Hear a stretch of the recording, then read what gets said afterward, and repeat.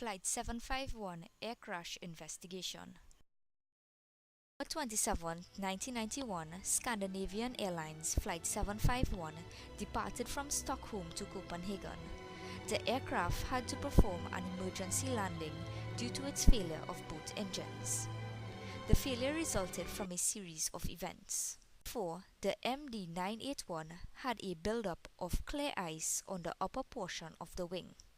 Due to perhaps negligence or a lack of diligent oversight, this accumulated ice was not detected by the technician, even though he climbed onto the left wing using a ladder and felt the forward portion of the wing with his hand.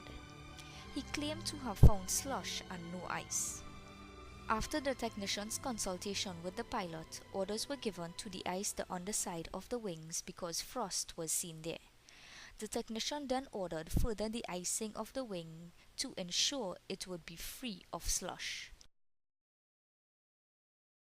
Even though the flight crew slow response time to troubleshoot the engine surges, which was a major contributing factor to the accident, they did an exceptionally good job in landing the plane with no additional incident, even though the aircraft lost all its power.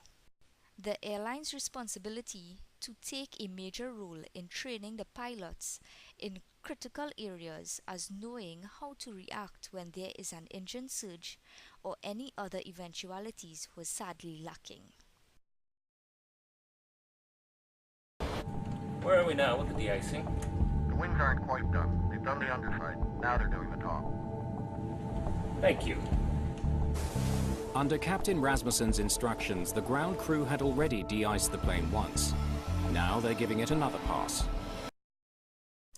A code of ethics was breached when the airline gave the technician inadequate equipment for the detection and removal of the clear ice prior to takeoff, as well as the lack of diligence in the performance of his duty.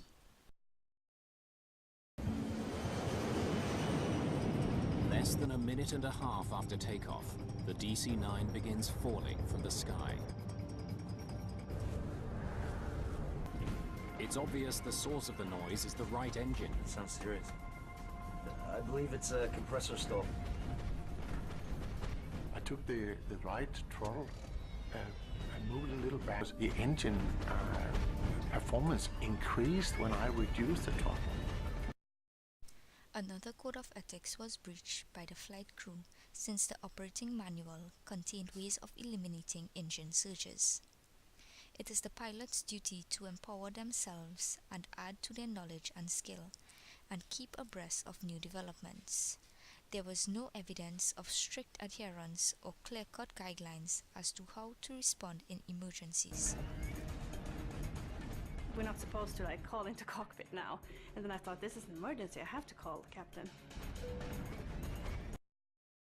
A violation of good communication practice occurred when the air hostess tried to inform the flight deck that the engine was stalling. She tried using the interphone instead of the emergency call to inform them, since there were no specific instructions how to report to the flight deck any irregularities during flight. Stockholm Air Traffic Control instructs the pilots to return to the airport. Scandinavian 751, are you able to turn right heading 090, radar vectoring for 0-1? Another code of ethics was breached when the pilot called into air support to inform them of the situation, and they were instructed to turn back. However, they did not conform to the command, but they proceeded from experience and analysis of the situation to disobey orders. Prepare for on-ground emergency. On-ground emergency! There was another breach in communication when the captain tried to inform the passengers about the emergency landing. In such a case, 1 minute before emergency landing, the pilot was supposed to order the passengers to brace themselves by repeatedly turning the fasten seatbelt signs on and off.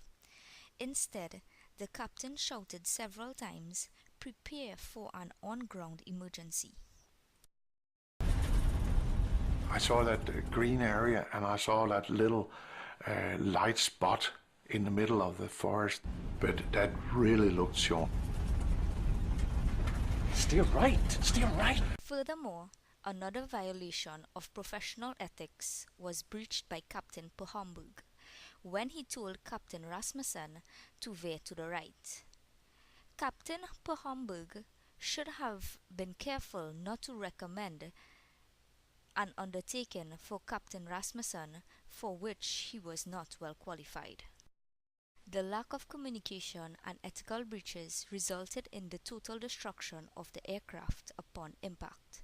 Also, of the total 129 passengers on board, there were no fatalities.